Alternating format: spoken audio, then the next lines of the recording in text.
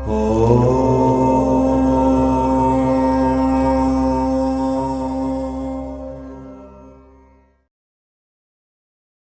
था वह जिसका जन्म एक मृत शरीर से हुआ।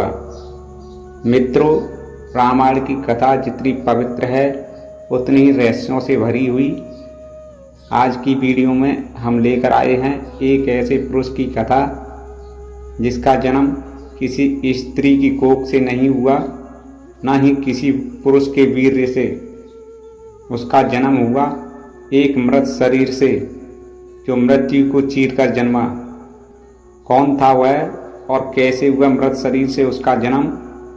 रामायण का छुपा सच जो कोई नहीं जानता। बने रहिए वीडियो के अंत तक सारी सच्चाई जानने के लिए। मित्रों नमस्कार, स्वागत है आपका दीपेश कुमार यूट्यूब चैनल पर। यहाँ कहानियाँ सुनाई नहीं जाती बल्कि पौराणिक रहस्यों को उजागर किया जाता है। तो चलिए रामायण की इस पावन कथा को शुरू करते हैं। त्रेता युग का समय चल रहा था जब मिथिला एक महाराज्य हुआ करता था। उस राज्य के राजा थे महान तपस्वी और धर्मनिष्ठ मनु के वंशज सूर्यवंशी वेदों के ज्ञाता राजा निमि। राजा निमि ने एक दिन संकल्प लिया कि मैं एक सहस्त्र वर्षीय यज्ञ करूंगा जो पूरे ब्रह्मांड की भलाई के लिए होगा। यज्ञ का आयोजन करने के लिए राजा निमि ने कई ऋषि मुनियों को आमंत्रण भेजा, जिनमें विशेष रूप से महामुनि वशिष्ठ को बुलाया गया जो यज्ञ के लिए पुरोहित बन सकें। लेकिन ऋषि वशिष्ठ पहले ही देवताओं का यज्ञ स्वीकार कर चुके थे। इसलिए वशिष्ठ ने कहा, हे राजन, पहले मुझे इंद्र के यज्ञ को पूर्ण करना है। जब मैं वहाँ से मुक्त हो जाऊंगा तब तुम्हारे यज्ञ का आरंभ करूंगा। इतना कहकर ऋषि वशिष्ठ इंद्र के यज्ञ में चले गए। उसके बाद राजा निमि ने सोचा कि यज्ञ का समय निकल रहा है, मैं अब और प्रतीक्षा नहीं कर सकता।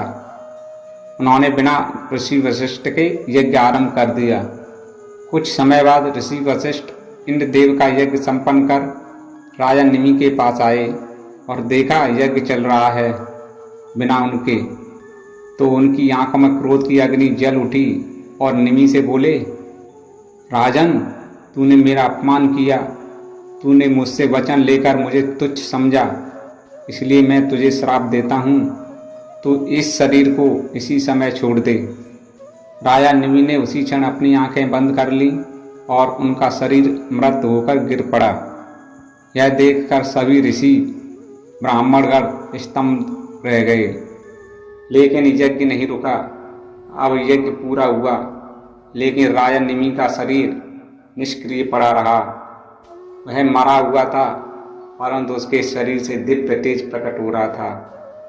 यज्ञ समाप्ति के बाद ब्राह्मणों ने देखा कि राजा निमि का शरीर तो मृत है, परंतु उसकी अंतरात्मा अब भी यज्ञ में लीन है। तब सभी ऋषियों ने मिलकर देवताओं से प्रार्थना की, हे देवगणों, यह राजा परम धर्मात्मा था। क्या कोई उपाय है कि इसका वंश आगे बढ़े? देवताओं ने कहा, इसका शरीर दिव्य है, इस शरीर से ही एक पुत्र उत्पन्न होगा। एक दिव्य आत्मा भेजी जाएगी जो इस मृत शरीर में प्रवेश करेगी। शरीर वहीं रखा रहा, न सड़ा, न गला, न दुर्गंध, न कोई परिवर्तन। वह देह बन गई रहस्य की गठरी। कई दिनों तक ब्राह्मणों और ऋषियों ने विशेष वैदिक अनुष्ठान किए। फिर राजा निमि के मृत शरीर का मंत्रों के द्वारा मंथन किया गया। जैसे समुद्र मंथन हुआ था वैसे ही यह शरीर मंथन हुआ और उस मंथन से प्रकट हुआ एक दिव्य तेजस्वी बालक, जिसे नाम दिया गया जनक। जनक का अर्थ होता है जो जन्मा न गया हो लेकिन उत्पन्न हुआ हो, वही है जनक। क्योंकि उनका कोई माता पिता या सामान्य जन्म नहीं हुआ था, इसलिए वह जनक कहलाए, अर्थात जो स्वयं उत्पन्न हुआ या मृत शरीर से उत्पन्न।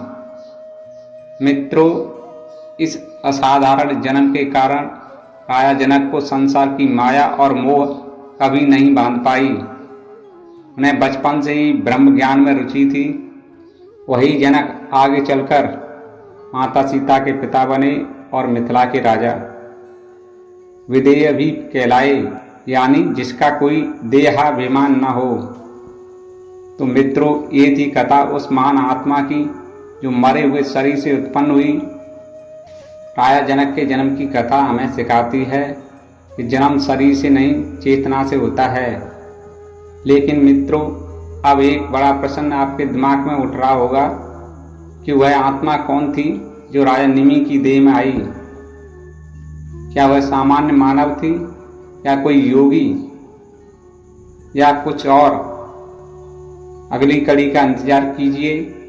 वीडियो अच्छा लगे तो लाइक करें और इस कथा को अपने मित्रों, परिवार और बच्चों तक पहुंचाइए, क्योंकि ये केवल एक कथा नहीं, यह रामायण का छुपा रहस्य है। मित्रों, क्या आप सोच सकते हैं मृत्यु के बाद भी जीवन का ऐसा आरंभ होता है? बने रहिए दीपेश कुमार यूट्यूब चैनल के साथ। यहाँ लेकर आते हैं छुपे हुए धार्मिक और पौराणिक रहस्य। अगर चैनल सब्सक्राइब नहीं किया है तो चैनल को सब्सक्राइब करें और घंटी जरूर दबाएं, ताकि अगली बार जब हम कोई पौराणिक रहस्य खोलें तो आप सबसे पहले जान सकें। मिलते हैं एक नई रहस्य के साथ। तब तक जय श्री राम, जय सनातन।